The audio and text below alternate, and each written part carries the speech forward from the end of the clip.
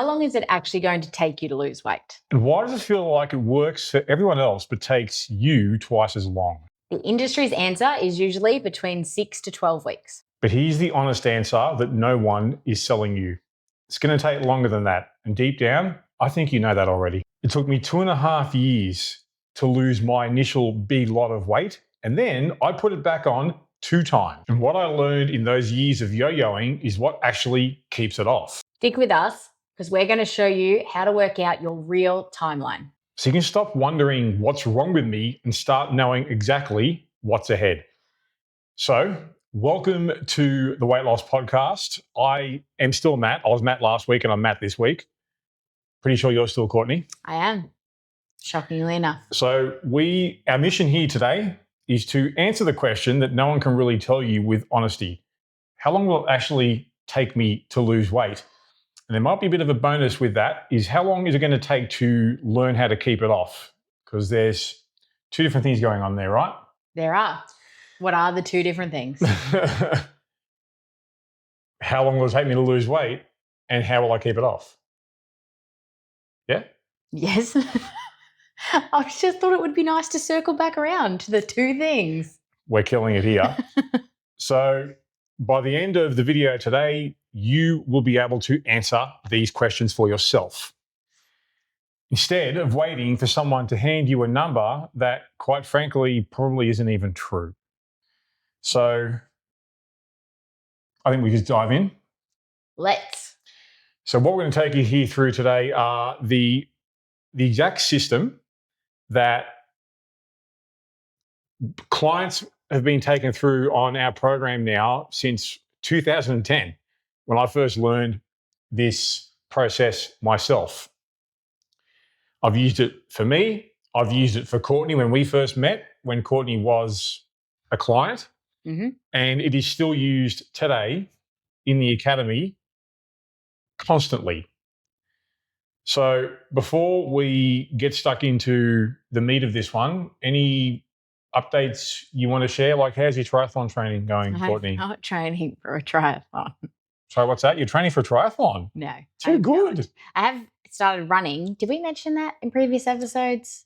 Well, I've restarted running. I started to get back into running a little bit back in Melbourne, but then obviously with the move and everything like that, it all went a bit haywire and I focused mostly on cardio in the gym rather than hitting the pavement.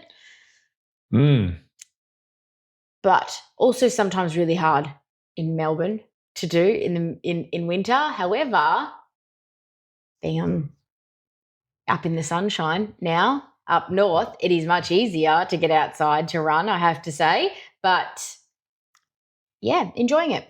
It's hard. I'm not very good at it still. I can't run that far. But what's your take on cardio indoors versus cardio outdoors? Is it harder to get up and about for the indoors to you, or much of a muchness? Because some people find it very difficult. Yeah, I actually like a mix. I actually prefer a mix. So especially when it comes to running, I know a lot of people don't like running on treadmills. I actually quite like it. So I think that for me, especially when it comes to running, I like a mix. I like to be able to get outside and run outside, but I do also like to be able to I usually do 1 session a week in the gym. So this is where you can have 2 people on different programs, but they can both work, because I personally loathe doing cardio sessions in a gym. I do when I feel it's necessary, as in I want to do something that's a bit more low impact, because it's one thing that as I get older, I'm very mindful of managing how much impact I put through my body. But when given the choice, I'm a bit the opposite to Courtney. Get me the hell outside. Like, if I could pump weights outside, I would. Yeah. But there's no one size fits all approach as far as training goes. So 2 people here married that follow the same sort of principles but apply differently from situation to situation. Cool, nice update. So good luck with your triathlon. I will never do a triathlon because you'll never catch me dead swimming in the ocean. True story. Like, it just won't happen. This one is definitely land-based. Yeah. I'm more likely to be in the water than you. I could do the running, well, once I build up. I can't run that far, but once I build up to the point where I could run significant amount of Ks, that wouldn't worry me too much. The bikes riding, I mean, I haven't ridden a bike since I was a kid, but that wouldn't faze me too much. But I will not swim in the ocean. It just won't happen. So they're always going to be out for me. That'll be a tough part of the leg. I hate it. Hands down to anyone who can do it and that loves it. I just have a deep fear of open water, and I just couldn't do it. So we wish her all the best with the swimming part of the triathlon. Literally. So let's move forward here. Before we dive in, I want to give you a bit of a cheat code here. So the method we're about to take you through, I've actually gone ahead and pulled the tool that is used inside the Academy program, and you can now access it interactively online. So if you want the cheat code for figuring out how long it's going to take you to lose the weight, just find us on Instagram at the Weight Loss Podcast and DM us the word classify. That's classify. Don't leave me hanging, bro. Sorry. That's classify. And we need to rehearse these more. Screw rehearsing. So DM us the word classify and we'll send you through the tool that we are about to go through right now. So let's start here, Courtney. How long will it actually take me to lose weight? Something we've both gone through personally ourselves. Yes. We've both been there. Did you have an issue when you were younger with, I'm going to use the term fixating on a result? Oh, yeah. Sharing is caring. Let's go. You mean fixating on the weight loss results or the time frame? No, you tell me. You tell me, because from a coaching standpoint, what I see these days, and I've seen for a long time, is we look at the title of this particular episode, how long will it actually take to lose weight? Yeah. That is the outcome people will just obsess on the most. But to the point where, and I'm probably giving away some of the episode here, but to the point where it can blind you to the process required to get you to the outcome. So is that something that you can relate to? Yeah, well, I think for me, my biggest fixations were going to be on losing weight as quickly as possible, and why wasn't it happening for me quicker? I mean, they were, like, looking back, they were my biggest fixations. What were your expectations back then? I think it was always just that it should be happening quicker. Like, why isn't it happening quicker? I mean, you got to remember as well, like back when I started trying to lose weight, there was social media was pretty early days, but I mean, so there was a lot more obviously happening in terms of things being shown. Was that back when you were a big deal on MySpace? I never had MySpace. Okay. Yeah.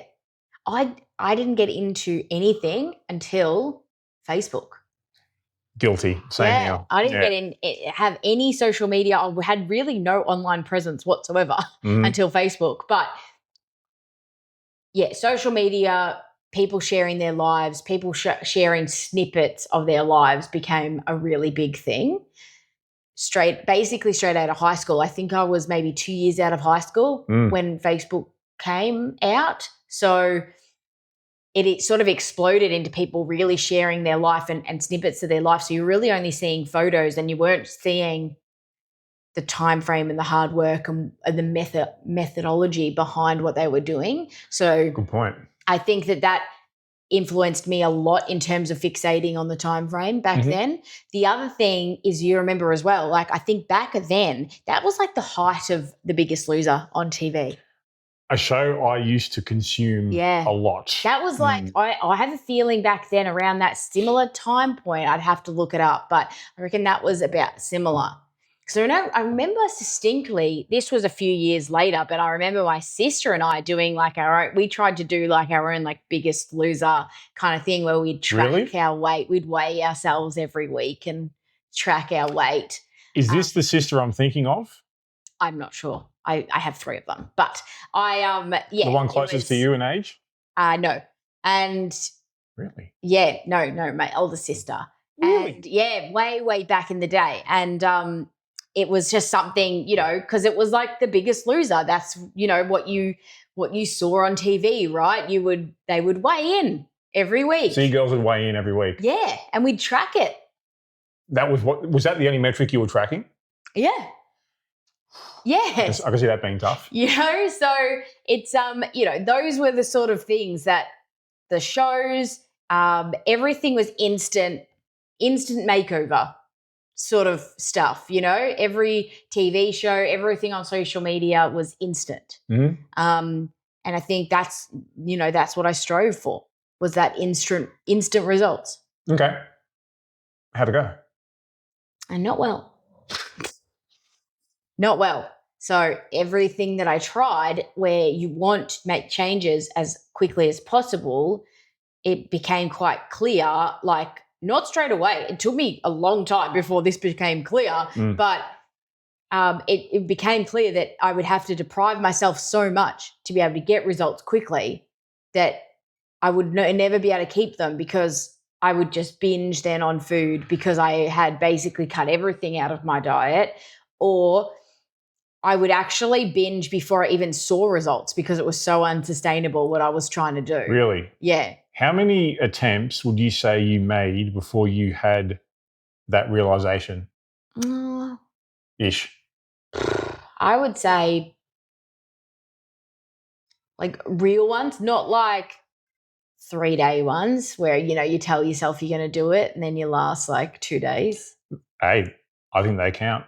If they count, I'd have dozens. Really? I reckon. So doing the same thing, hoping for a different outcome? Oh, yeah. At least a dozen times. What was it that flicked the switch in your head to be like, hang on, something's up here? Like, what went through your mind at this moment? Like, to go from, okay, this is the 15th time I'm doing this and it's the same shitty outcome. Like, how does one cross the bridge here? To be honest, I don't know, like some people, like if I had like a perfect answer for that. There isn't a perfect answer. It's your experience. I don't remember there being a specific moment where I realized, it's because what I'm trying to do is unsustainable. But that must have happened. Like, it just must have come to the realization that what I was trying to do is unsustainable. Okay. And then I started to focus more on exercise than food. And I think that was probably the turning point for me, where I kind of thought, maybe this is the change that I have to make. Maybe this is the direction I have to go in. So it's just a case of, I'm going to try something different here to see what this does. Yeah. What did you notice? I definitely noticed a big change. Obviously, like when most of the time I was trying to do these other things, I was doing minimal exercise and mostly trying to make the changes purely on nutrition alone. And so this was pre-treadmill days? Yeah. And then I would go hit and miss with exercise, but I would just not have very good structure at all. And then I started working out with a friend for a while. And I think that probably got, someone I worked with back in the day. And I think that started to give me some really good structure. And then, like we'd go down to the lake and go for a run. Well. Is this like the Dairy Queen days? No. Hospitality days. But this was like, I say run loosely, but it was like a jog. But, it makes a difference when you had someone to do it with, right? Okay. Yep. And they were very structured with their exercise, so it kept me more structured with it. Mm-hmm. And I think then I noticed there was a bit of a difference, a bit of a shift happening. And it might have just been with how I felt about myself. Really? But it was enough where I was like, even though I fell off after that, it was enough obviously to make me see like, okay. That's a difference. But back to the point of this, I feel like I've gone off track. We've gone off track here. The original question, did you want to answer that as well? The original question that you asked me. Which was, I'm just laying back here letting you tell a story. About fixating on results. For me, I never so much. I don't think I definitely didn't fixate so much on results. More it was I had to eat shit on that when you spend years and years and years abusing your body, which is what it is, when you don't take care of yourself, you're abusing your body, you're abusing your mind, and in a way, you're abusing your own spirit because you just beat yourself down. And I was doing this for a good 20 years. So I had to eat shit when it became pretty apparent to me that this wasn't going to go away quickly. Mm. Because when you have that point where you're like, right, enough's enough, it's time to get to work, you're fired up, you're passionate, you're invested, you take a lot of action, you move with a sense of urgency, but then reality is going to smack you in the face, which is, oh, it's going to take longer than I hoped. So that's the experience I had to go through, was like, this wasn't going to happen quickly, and sure as hell wasn't going to happen easily. To the point where, for me, I spent my first year, once I took it seriously, I spent my first year busting my butt for minimal physical change. Mm.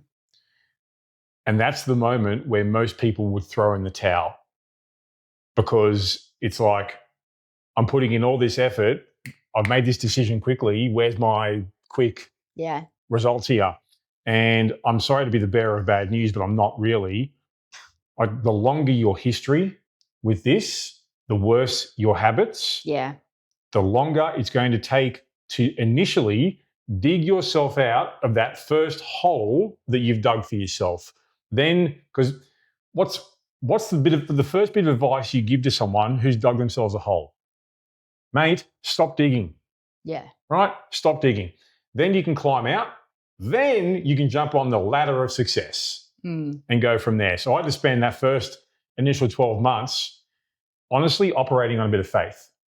And the mentality of, I think this mentality helped me, I don't care what's involved. I don't care how long it's going to take. This is getting done. Sooner or later, this is going to happen. But that's when I had to learn that, oh, okay, this takes longer than what I thought. Yeah.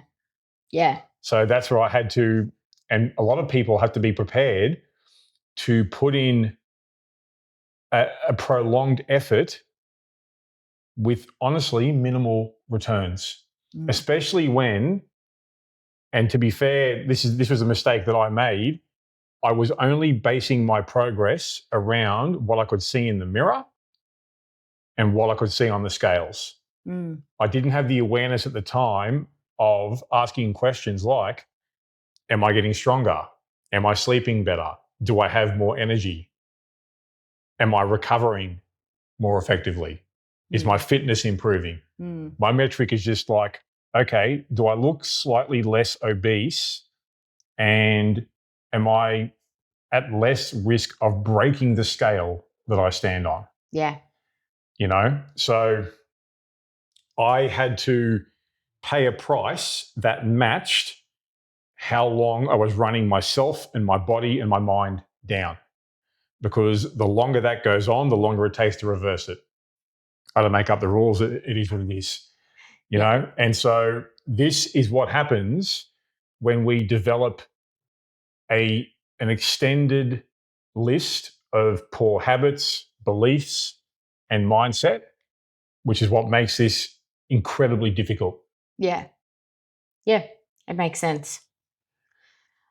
Well, should we use that as a launching pad to deep dive into this issue a little bit more?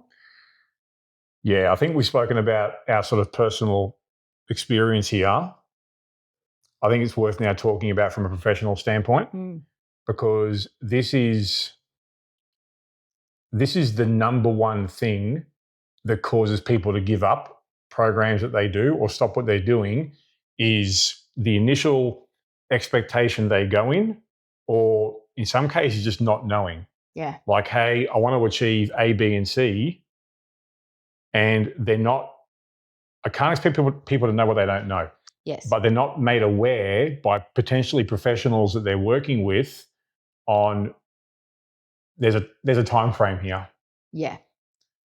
So I've seen for a long time now, like, people, PT clients, coaching clients, they will, as I said earlier, fixate on what they consider the finish line or the outcome, be it X amount of kilos, dress sizes that they want to lose, usually in a set period of time. And all the focus goes into that, but none of the focus goes into, well, what do I have to do and who do I have to become to make these outcomes a reality? And I do think it's because it's human nature to want things today. Yeah. And it's not today, tomorrow. Yes. And I think it is exacerbated by the fact that the field that I've worked in for a long time now constantly sells short, quick, fast, rapid. Now, take it from me, I would love this to happen faster. Yes. For me, for Courtney, for you, for people that I coach, I would love for this to happen faster. You know why? I could charge double and would have way more testimonials than I already do. Yes. But that's not the game that we're playing. Now, I could change tact, and there are ways to strip weight off people very quickly. There's ways to do it rapidly, but not ethically. Yes. And it's one thing I've told people and will continue to tell people, I can show you and take you through a method that will take 10 to 12 kilos off you in the next month, as long as you are okay taking double that back in 3. Yeah. So we do live in a results now culture, and it's where people will always gravitate towards the shiny light that says 28 days, 6 weeks, 8 weeks, 10 weeks, maybe 12 weeks. When I first got into being a PT, a 12-week program was almost unheard of. Yeah. Unheard of. Because the whole field was all about, like, honestly, what I was being taught going through PT school was signing people up month to month. Yeah. Month to month. Then my initial coach put into my mind, like, no, let's do things in 12-week blocks. And it's like, holy shit. That's way more long-term than month to month. Yeah. But then as I started to get more experience working hands-on with people and then combining with my own experience, because I started to realize that what I'd gone through and the length of time it initially took me, being 2.5 years, that's actually normal. It's not me that just took ages to do it. That's how it works. That's part of the game. And so that's when I had the realization, oh, hang on, I shouldn't even be selling 12-week programs. They need to be 12 months. Yeah. So I do think this short-term mindset and the short-term results now, things that we are sold, I think in some ways, I'm not going to say it's all deliberate, but I do think it is predatory to a degree, because it will prey on people's emotional state. I agree. And if you want, take it from me as someone who knows sales, and I'm very good at sales. I give myself some credit. I'm very good at sales. Once you have someone in an emotional state and you're showing them a potential light at the end of the tunnel to solve their problems, Yeah. common sense is not in the room with us. No.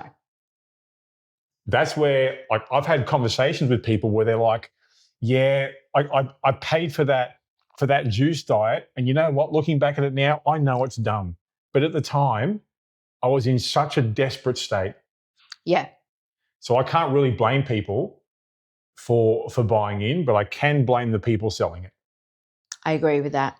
And so I do think a lot of these tactics are predatory. And even though I know that the business that largely myself and you with me have been involved in for a long time now, we would make more money if we sold our ethics up the river and went short term.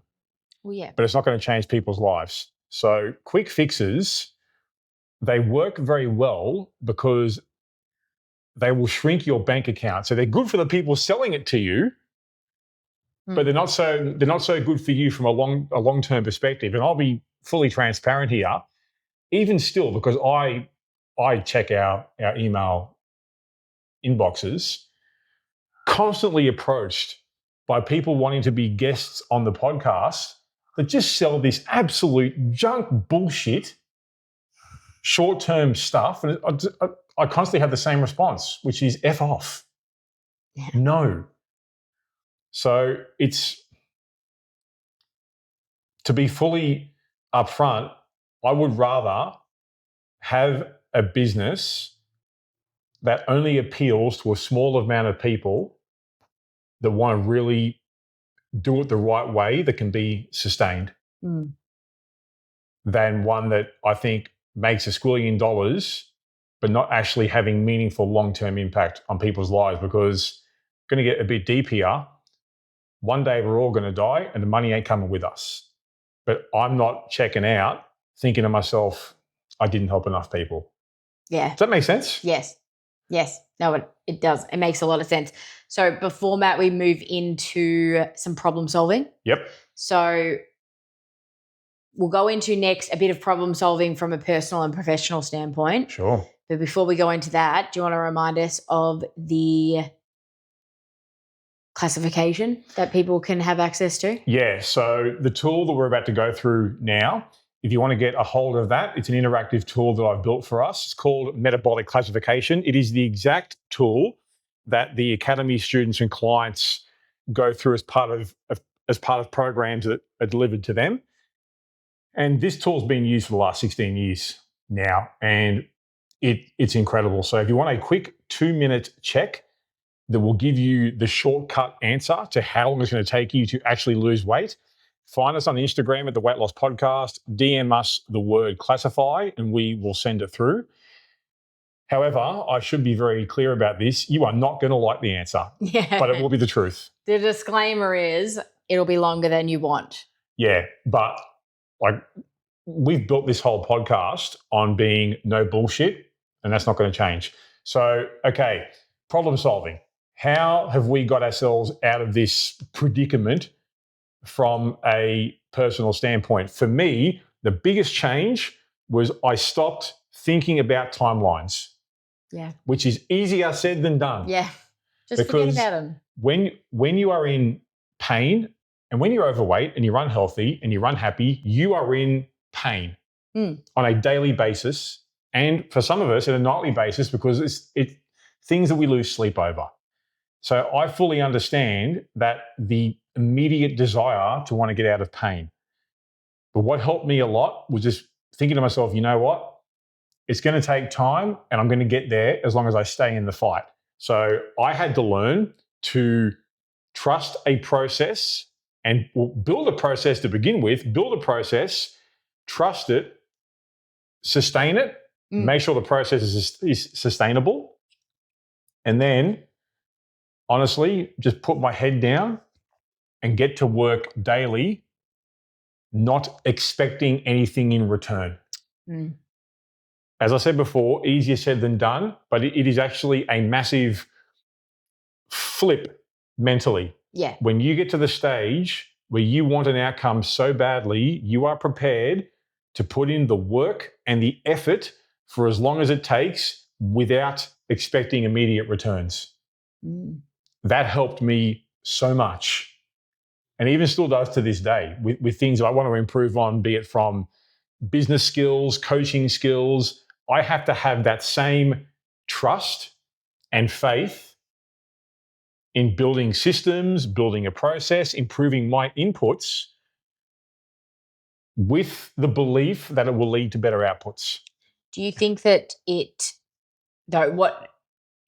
can't sustain that attitude forever though, right? What do you mean? We're all going to have our bad days where we start to second guess. Definitely. So yes. That I agree with everything you just said. On the days though, so that is like obviously best case scenario, and I would say overwhelmingly most of the time, but on the times that you start to second guess that process, is there something that you're able to do to bring you back? Multiple things that help me with that. One is a phrase from a very well-known leader in business who I follow. She says, "Fuck your feelings, follow the plan." Okay. Yeah. Right. And Embroider that on a pillow. What's that? We'll embroider that on a pillow. Well, it's on my undies. But I want to unpack that for a bit, because why that resonates a lot with me is I've learned, and I'm still learning in my own ways, that the ability to divorce your emotions from the work that is required is an actual superpower. Yeah. Because when we're talking about health and weight loss and whatnot, so many of us, and I was guilty of this, so I'm not passing judgment, so many of us are led by our emotions, and they will dictate the level of effort we will put in, if any at all. What that does is it places conditions upon which you will put in effort. Now, people that want to improve their health, their body shape, their weight, they want, and we want, unconditional success. And here's what I have to remind myself, even to this present day. How will I achieve unconditional success if I'm putting conditions upon the effort that I will put in? So I've had to learn over time, and I think I've gotten a lot better at it the last few years with our fertility journey, is being able to put in work that is required even when I sure as hell didn't feel like it. That helps me a lot, but that requires some, what's the phrase that you learned, Courtney? Radical candor? Yes. It requires radical candor with yourself. And I know on those days, and sometimes you will have those down days where you will doubt. Sometimes it can be good just to talk it out with someone. Yeah. Because even though in the back of your mind, you know what's needed, sometimes it can be helpful just to hear someone else say it. Yeah. Like, you know what? Actually do it anyway. You're doing great. You'll feel better. Like, let's use an example of, and man, I did this so much when I was younger. When we have a bad day or a stressful moment, how easy it is to go, you know what? Today's just been an absolute MFer of a day. I'm not going to the gym tonight. Yeah. I'm not going to the gym.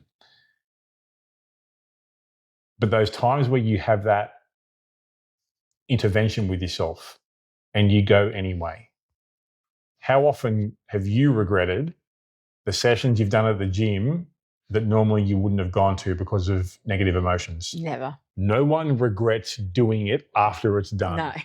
But and I know this for a fact, we do regret skipping it, sitting on the couch knowing I could be doing something better here. Yeah. You know? Yeah. Does that make sense? Yeah. And I agree. I think for me, so the biggest lesson that I learned, and I'm still learning, is got to do with, as I spoke about earlier, with it is comparison.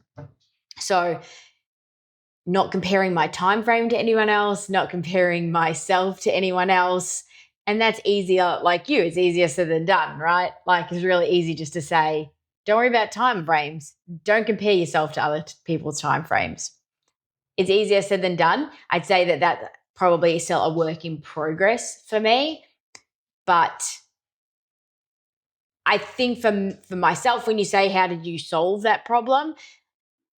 I think it's always going to be a bit of a work in progress for me. But I think the one thing is just to have really strong clarity behind where I am, why I'm why I am where I am in terms of the way that my look, function, and feel is, what I'm doing to correct it, and then always just trying to remember when you see things on social media or on TV or, in media in general, it's just reminding yourself that you don't know the full picture, don't know the full story, you don't know anything about that person. And I actually think of The Biggest Loser a lot when I'm in those situations, because you look back on that show back in the day and it was such a popular show, and it wasn't until, few seasons in, so a few years later, that it starts to come out that nobody that went on that show, or very rarely anybody, was able to actually keep the weight off.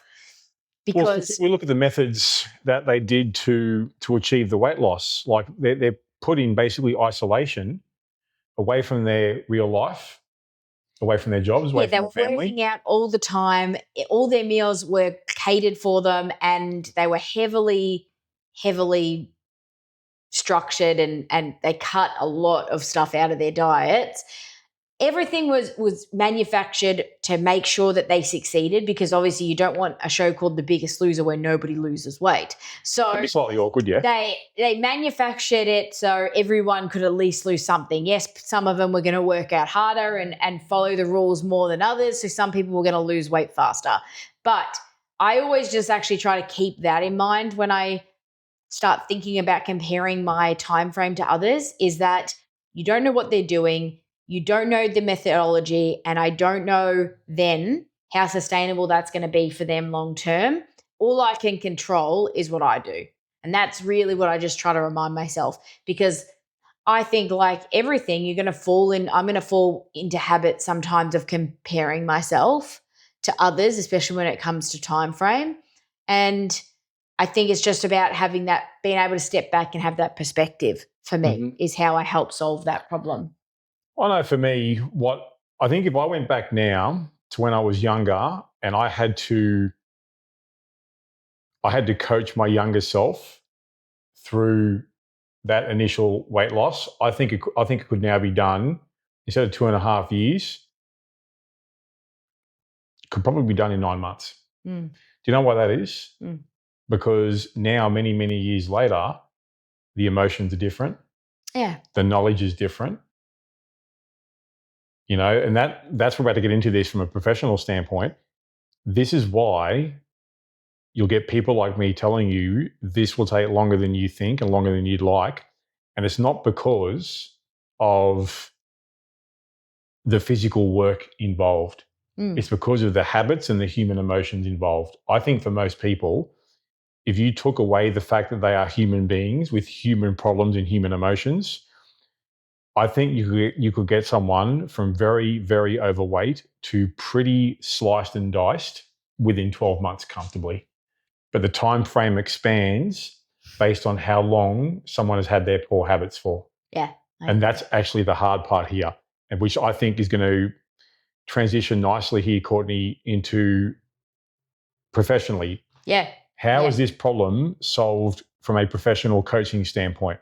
Well, as I have spoken about twice, we have a tool that every student, every client gets put through when they first jump into the program, and then every 12 weeks from there.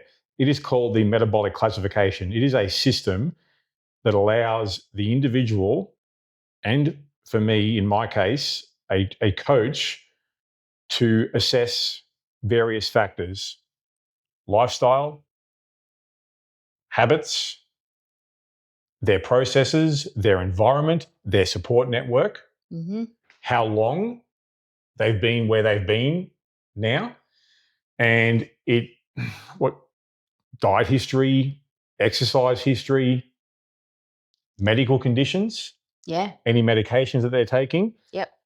Part of the assessment, there's a question that gets asked about a topic called metabolic blockers, because there are certain factors that are known from an evidence-based standpoint they can have an effect on weight loss. Smoking, like medication, like excessive antidepressants. Alcohol. Tell me all about it. Excessive alcohol and drugs. And chronic stress. Chronic stress is a big one. Yes. Poor sleep. Yes. As well. So what it does is they go through the tool, we do a lifestyle assessment, and then it comes out with a score.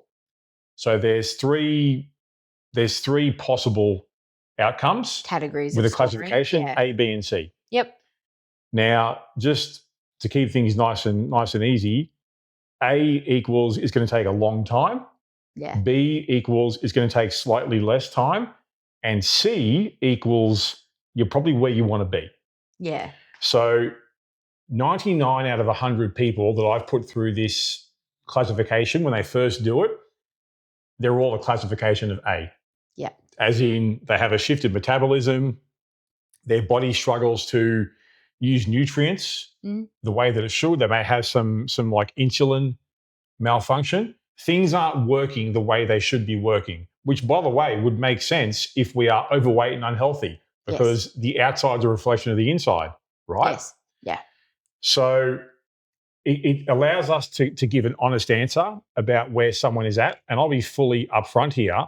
Like, it has cost business doing this, but it's better to be honest and upfront with people and give them the truth, even when it is not appreciated, than bullshit them just to take their money from them.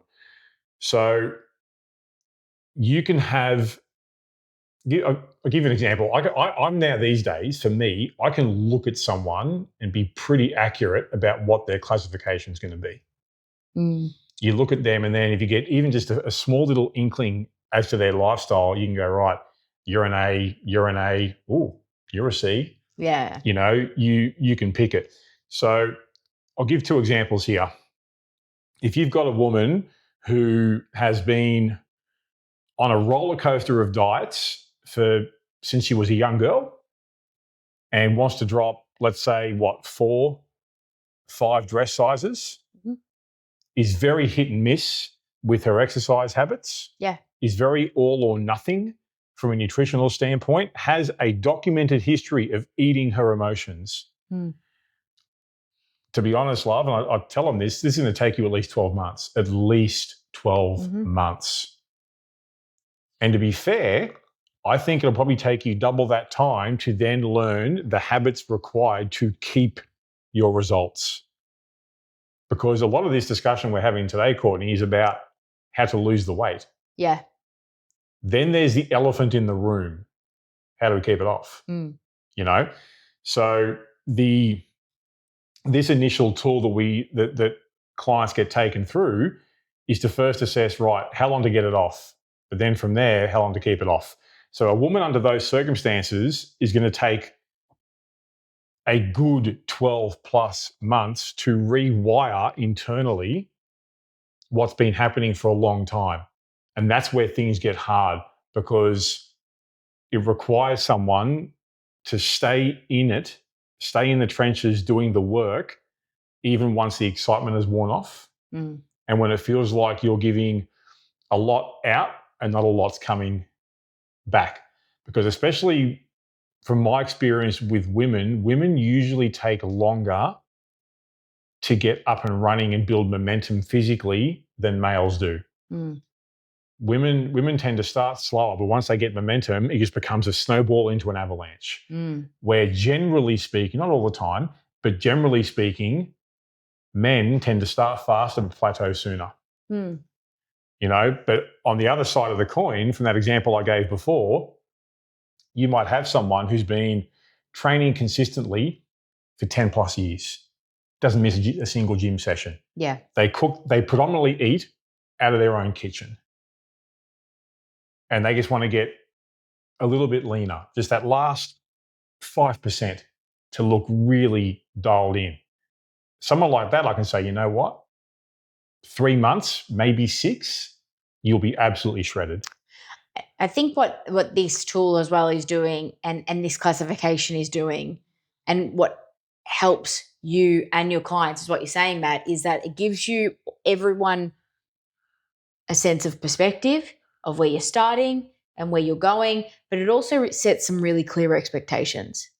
So nobody's going in blind thinking and hoping and praying that this is going to happen faster. Well, what it does is it removes guesswork. Yeah.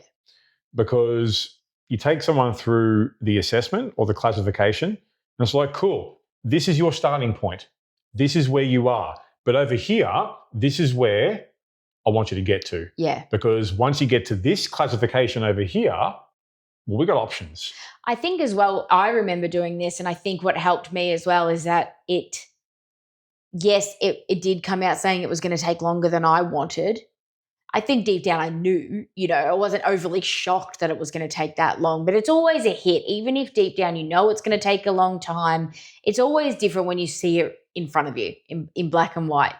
So I think that it was also a chance for me at the beginning to just really come to terms with that. Really? Yeah, I think so. And I've heard other clients say that over the years too. It gives them a chance for that clarity in the beginning so that even if they knew it was going to take a long time, sitting down, doing something like this, and actually just really analyzing where they're at and where they want to go and the time that's needed to get there, it just allows them to sit in that for a little bit and really come to terms with it and really just acknowledge that, yeah, this is how long it's going to take. I've been greeted with quite a variety of reactions, ranging from screw that, this is going to take too long, I'm out of here, to I wasn't aware of that, I don't like it, but I see where it's coming from, all the way through to relief. What do I mean by relief? When I've been told by people, finally someone has got the guts to tell me this. Yeah. Because for the most part, we're pretty smart people. Yeah. And one thing I've taken away from a lot of people I've spoken to over the years is they know deep in the back of their mind what's actually happening and what's required. Yeah, I agree. But it's like someone has to validate that feeling. I think so. And I think with that, it just does come as I mentioned, with a bit of a sense of having to sit in that sometimes and just come to that realization, because I think the worst thing for me in the past, especially that I did early years, is you go into something kind of thinking that you know how long it's going to take, but because you haven't come to terms with it, the entire time you're just hoping that you're the exception to the rule. And I feel like actually for me that was really detrimental. Mm-hmm. Maybe for other people that might work, but I think that the sooner I came to terms with how long it was going to take, any results that I got ahead of schedule were then just a bonus. Because I think having hope the entire time that I was the exception to the rule. What do you mean by the exception to the rule? Well, I was the one that was going to lose weight faster than anyone else doing this same thing. So I would go through these little home challenges that me and my sister would do or something like that, and I'd always think to myself, oh yeah, one side of your brain says, oh yeah, it's going to take time, but it'll be worth it. The other side of your brain after the first 2 weeks goes, nah, you're going to be the exception to the rule. You're going to do this faster. And then when you're not getting the results to back that up, though, it's all well and good to have hope during that process. But what I found was that when the hope was unrealistic, it was actually more detrimental, because then it's a blow every time you don't reach a milestone faster. So I think that going into this, having really clear expectations is one way to help with the problem of how long it's going to take. Having clear expectations, being able to acknowledge the length of time that then it's potentially going to take you, being able to sit in that and accept it. I think acceptance of that, like true acceptance of that time frame, is really important, I found, for me, because you can say, yeah, but if that little voice in the side of your head is going, yeah, you'll be the exception to the rule, you'll do it faster, I think you're setting yourself up for failure potentially from the beginning, because you're not going to be able to celebrate those small wins along the way, because you're always going to be feeling like you haven't done enough. You haven't achieved anything, because you're always behind this imaginary schedule in your head, because you thought that you were the one that was going to do it faster. Yeah, the funny thing is, I'll have to jog your memory on this one. You were the exception to the rule. Well, in the beginning. Let's cast that mind back. When Courtney and I first met and we were working together as trainer and client, do you remember what happened on your first 12-week program? Yeah, I got results faster than we had anticipated. Courtney got results so much faster. Like the example I just gave before about how it takes longer for women than it does for men. Courtney was the exception. She started like she was shot out of a cannon. Her first 12-week program was just, I didn't expect it. I could never expect that from anyone. And I remember how delighted you were when I sent you your first lot of week 12 progress photos. You were absolutely over the moon. Do you know how I remember this? I've still got the emails because I'm such a hoarder. Yeah. Right? But what happened the second go around? The plateau. Oh, plateau for sure. And the point I'm getting at with this is that I don't always look at someone getting quick results as a bonus, because my first thought is, okay, we're taking the steps towards complacency a lot sooner. Yeah. Which is what you had to go through as well. Yep. And that's why I personally think sometimes we can fall into the trap of the obsession for quick results, because getting them quickly doesn't mean keeping them forever. And very often we will fall complacent. And that's where you need to learn a hard lesson, as you did, Courtney, about, actually, what's the time frame involved here? And not just, well, in your case, how do I sustain what I'm doing here to keep the momentum going? Because it doesn't take much to slow momentum down. Yep. Does it? No. So I remember after your second 12-week program, you're in tears. Oh, yeah. Yeah. You were in actual tears. Yeah. It's a roller coaster ride. But the thing is, I think if you look back and reflect on it, potentially it could be a lesson, a needed lesson, because I've had to go through this myself as well, of the universe reminding you that you don't have it all figured out when you get it done early. Yes, absolutely. Yeah. Cool. Anything else that you want to touch on this one? Just that with this particular exercise, as I said earlier, we do it every single 12 weeks because you have to get people evolve, people change, that they update their training aids, their habits start to improve. So we need to be continually monitoring their classification score, which is why the tool that I mentioned before that you can get access to with this, you can keep using it yourself. Yeah. Come back and do it every 12 weeks. Yeah. And ideally, your score should be gradually going down. But I've got to be very clear about this. And you'll learn about this when you see the questions that get asked specifically. There's no quick fix questions in there. Mm.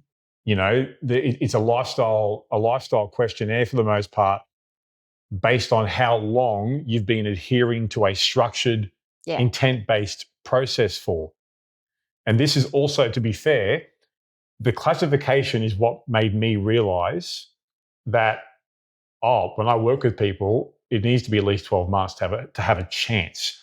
And that is also why the Academy has a 2-year structure. Not because I just want to have people paying money for 2 years. Like, I'd rather get them their results in 12 weeks. That's not how it works. But it's because year one with most people is about learning how to lose the weight in a healthy, sustainable way that doesn't make you feel like you're suffering to do it. Mm. But the next chapter from that should be, how the hell do I keep this? Yeah. So I think when it comes to this, the only thing that makes weight loss impossible for someone is giving up. Mm. If you have a process where you can measure gradually how your lifestyle is building over time, I think it's a very easy way to assess, am I on track outside of like feelings or vibes or the scales? Yeah. It's like, as simple as this sounds, is my classification score going down? If yes, I'm moving in the right direction. If no, what do I need to work on? Yeah. Because sense. Part of this tool is, what I love about it as well, is it helps you identify, what are my next steps? Yeah. Now, sometimes my next steps might be, you know what? I might need to go and work on stress relief. Mm. Because I have one of my metabolic blockers might be, I have chronic stress. Okay, well, I spend a few months working on stress relief. But sometimes the next best thing for someone to work on might actually be nothing new. It might be, you know what? Just keep doing more of the same. Just let this compound over time. Yeah, makes sense. So I think with this, really, we want to help people change their habits and their lifestyle over time in a way that just lets you appreciate the process that you're building, appreciate the habits that you're building, and sort of flick that mindset away from being, hey, results. Yeah. Easier said than done. Yeah. But I'm sort of saying this here as a bit of a statement of intent with people. Does that make sense? Does. Yeah. Well, I mean, it probably leads into us recapping anyway. Okay. This episode. So it's going to take longer than you think and want. Yeah, I would say to really give a TLDR here, too long didn't read. Yep. Is that if you have been struggling with your weight, your health, your mindset for longer than, I would say, 10 years plus, you are in for anywhere between an 18-month to 3-year journey.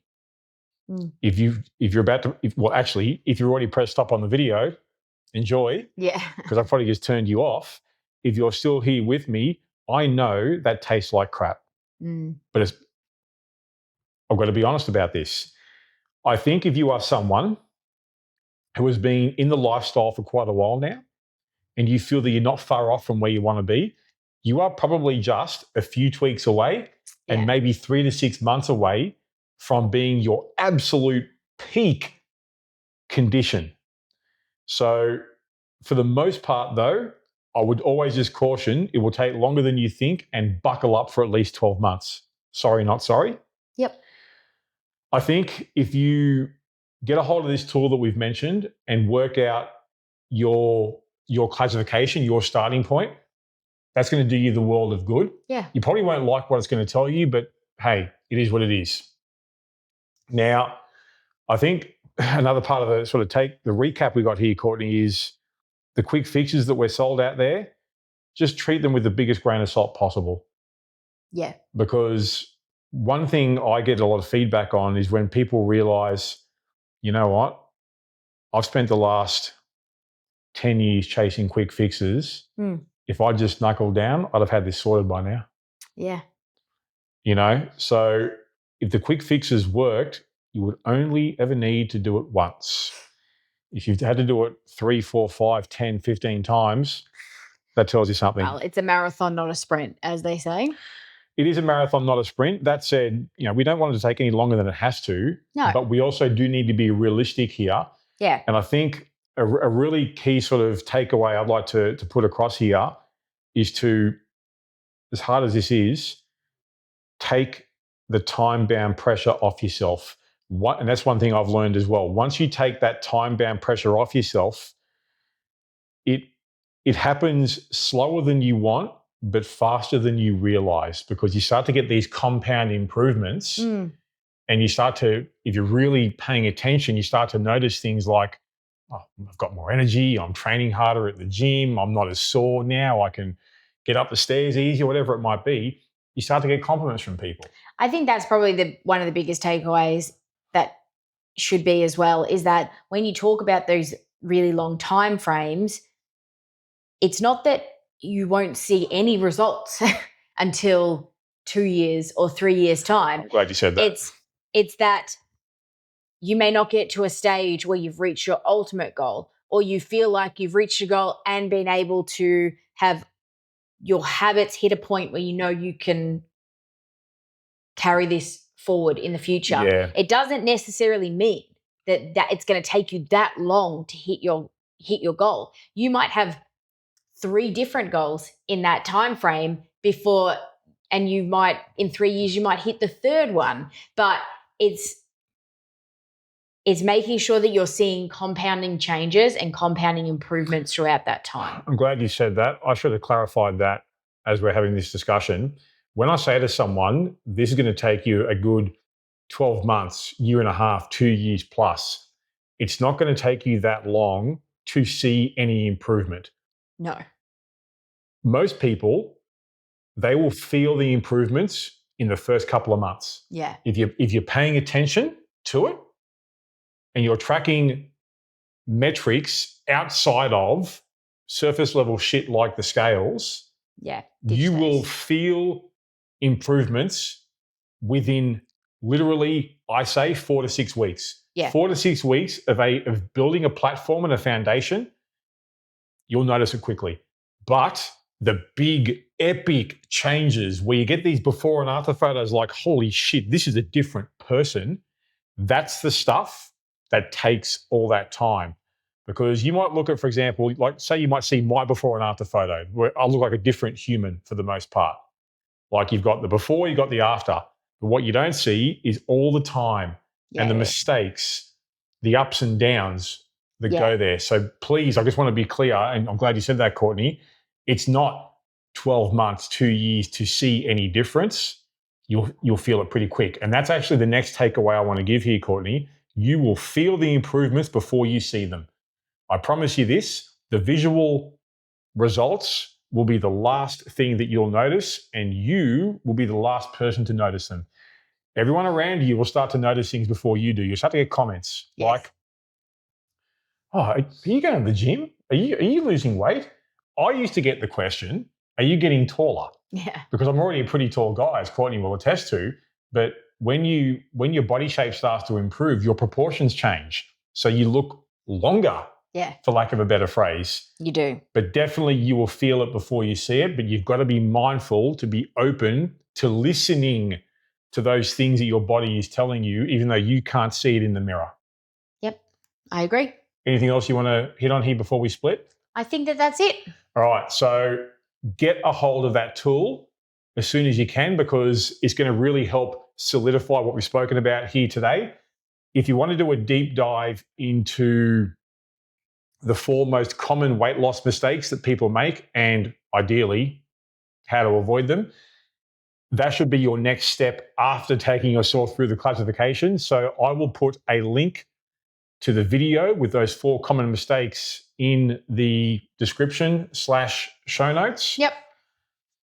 Other than that, I would say go and get a hold of the tool. And once you've gone through it, leave a comment. Like Spotify, YouTube, Apple, wherever you're listening to us or watching us from, give us a comment on what you get from taking yourself through the classification tool, what your observations are, what your feelings are. Like, tell me, are you the sort of person that hates that you've had to learn this, or is it relief? Yeah. Yeah. Great. So on that note, we're out of here, up top. Take us out. We'll see you next week. Bye.